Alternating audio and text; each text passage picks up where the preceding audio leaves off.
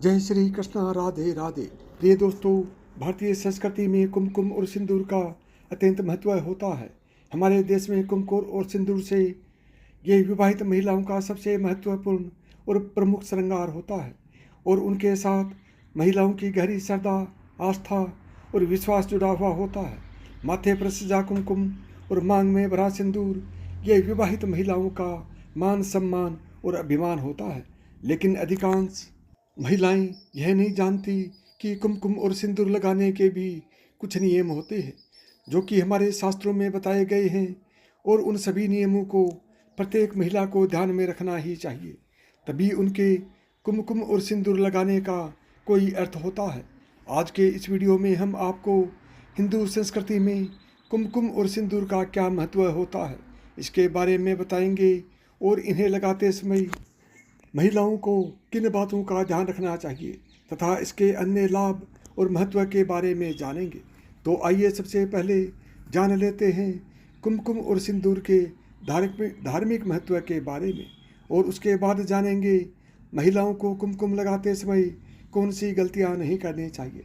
इसके साथ ही आप कमेंट करके अपने शहर का नाम जरूर लिखें कि आप किस शहर से इस वीडियो को देख रहे। सबसे पहली बात, महिलाओं के 16 श्रृंगार में सबसे ज़्यादा महत्वपूर्ण श्रृंगार कुमकुम और सिंदूर को ही माना गया है। हिंदू धर्म में कुमकुम का बहुत ही महत्व होता है। भगवान की पूजा या कोई भी धार्मिक अनुष्ठान करते समय पूजा सामग्री में कुमकुम का होना बहुत जरूरी होता है। प्रत्येक शुभ कार्य में भी कुमकुम का उपयोग किया जाता है। साथ ही किसी के सम्मान में भी कुमकुम लगाया जाता है। कुमकुम से महिलाओं की गहरी आस्था जुड़ी हुई है।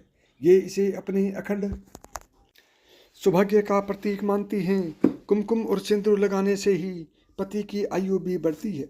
ऐसा विश्वास और मान्यता प्राचीन काल से चली आ रही है। दूसरी बात, कुमकुम और सिंदूर को समृद्धि और शक्ति से जोड़कर देखा जाता है। माँ लक्ष्मी जी समृद्धि का प्रतीक है और माँ दुर्गा शक्ति का प्रतीक है। माँ लक्ष्मी जी और माँ दुर्गा का श्रृंगार बिना कुमकुम और सिंदूर के संपूर्ण माना नहीं जाता। इसलिए हर विवाहित महिला के लिए कुमकुम और सिंदूर लगाने की परंपरा होती है। इससे महिलाओं के आत्मशक्ति बढ़ती है और घर में सुख समृद्धि आती है। तीसरी बात, सिंदूर और कुमकुम लगाने की कुछ वैज्ञानिक दृष्टि से भी लाभ बताए गए हैं। सिंदूर में पारा होता है जो दिमाग को ठंडा रखता है। इसी तरह कुमकुम को माथे पर लगाने से मन की एकाग्रता बढ़ती है, क्योंकि स्त्रियों के माथे पर जो आज्ञा चक्र होता है उस पर कुमकुम से दबाव पड़ता है जो कि महिलाओं के मन को नियंत्रित करता है। माथे पर लगा कुमकुम महिलाओं की बुरी शक्तियों से रक्षा करता है और तंत्र मंत्र सम्मोहन शक्ति का दुष्प्रभाव नहीं होता है। आइए अब जानते हैं सिंदूर और कुमकुम के उपयोग के नियम। पहली बात, सबसे महत्वपूर्ण बात जो सभी महिलाओं को ध्यान में रखनी चाहिए कि खुद को कुमकुम लगाने के लिए और मांग में सिंदूर भरने के लिए महिलाओं को हमेशा ही अनामिका उंगली का प्रयोग करना चाहिए। इसके पीछे यह शास्त्र बताया जाता है कि हमारे अनामिका उंगलियों में शरीर की शक्ति तत्व और आज्ञा चक्र को तुरंत जागृत करने की क्षमता होती है। इसलिए खुद को कुमकुम और सिंदूर लगाते समय अनामिका उंगली का प्रयोग करें। लेकिन यदि हम किसी अन्य व्यक्ति को कुमकुम लगा रहे हैं तो हमेशा मध्यमा उंगली से लगाना चाहिए, क्योंकि मध्यमा उंगली में बहुत अधिक मात्रा में तेज होता है, जिसे इसमें बुरी शक्तियों से हमारा संरक्षण करने की क्षमता होती है। इसलिए यदि सामने वाले व्यक्ति में बुरी शक्तियां होती हैं तो वह उंगली के माध्यम से हमारे शरीर में प्रवेश नहीं करेंगी। दूसरी बात, अक्सर ही किसी धार्मिक प्रसंग में पंडित जी या महिलाएं दूसरी महिलाओं को आवश्यकता से अधिक मात्रा में कुमकुम लगा देती हैं, जिसे खींचकर महिलाएं तुरंत ही अतिरिक्त कुमकुम को पोंछ देती हैं, या दोनों ही बातें सही नहीं हैं। कुमकुम थोड़ी ही मात्रा में लगाया जाना चाहिए और इसे तुरंत ही पोंछ देना उचित नहीं होता। माथे से कुमकुम को पोंछ देना अशुभ माना जाता है। ये भी ध्यान रखें कि अतिरिक्त कुमकुम यदि नाक पर गिर जाता है तो ये बहुत ही शुभ माना गया है। ये इस बात का संकेत है कि आपका पति आपके प्रति वफादार है। तीसरी बात, आपको आश्चर्य होगा कि कुमकुम और सिंदूर यदि गलती से जमीन पर गिर जाए तो इसे भी शुभ संकेत माना गया है। आप तुरंत उस गिरे हुए कुमकुम या सिंदूर को नमस्कार करें और स्वयं को तथा घर के अन्य सभी लोगों को वह गिरा हुआ कुमकुम लगा दें। फिर जितना कुमकुम बचे उसे उठाकर मिट्टी या गमले में डाल दें। ध्यान रहे, कुमकुम को किसी का पैर नहीं लगना चाहिए, क्योंकि इसका उपयोग पूजा पाठ में किया जाता है। कभी किसी पराये व्यक्ति के सामने अपनी मांग में सिंदूर ना भरे। ऐसा करने से पति पत्नी के जीवन में क्लेश निर्माण होता है।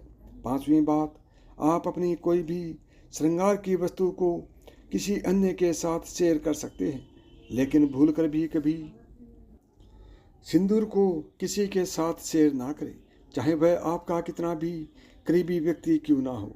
सिंदूर को हमेशा सिर के बीच ही मांग में लगाना चाहिए, इसे साइड में बिल्कुल भी ना लगाएं। कभी कभी कुछ महिलाएं अपने सिंदूर को ऐसे लगाती हैं कि वह बालों में छुप जाता है, लेकिन ऐसा करना अशुभ माना गया है। महिलाएं विवाह के पहले ही शास्त्रों में बताए गए सभी श्रृंगार कर सकती हैं, लेकिन मांग भरने का अधिकार उसे विवाह के बाद ही मिलता है। इसलिए अविवाहित लड़कियों को कभी भी मांग में सिंदूर भरना नहीं चाहिए। तो ये थी वह महत्वपूर्ण बातें जो सिंदूर और कुमकुम लगाते समय महिलाओं को ध्यान में रखनी चाहिए। तो चलिए दोस्तों, चलते हाथ आपको यह भी बता देता हूँ कि सिंदूर सुहागिन महिलाओं के लिए बहुत ही उपयोगी माना जाता है। सुहागिन महिलाओं को हमेशा अपनी मांग में सिंदूर लगाना चाहिए और सिंदूर को हो सके तो अपने पति से मांग भरवा लेनी चाहिए, ताकि आपके पति की लंबी उम्र हो, पति हमेशा सुख समृद्धि में रहे, आपके दोनों के बीच में कभी किसी भी प्रकार का लड़ाई झगड़ा, मनमुटाव, क्लेश या द्वेष ना हो। इसलिए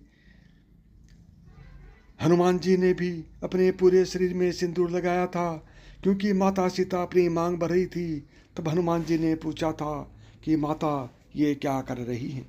तब माता सीता ने बताया था कि मैं भगवान श्री राम की लंबी आयु के लिए अपनी मांग में सिंदूर भर रही हूँ।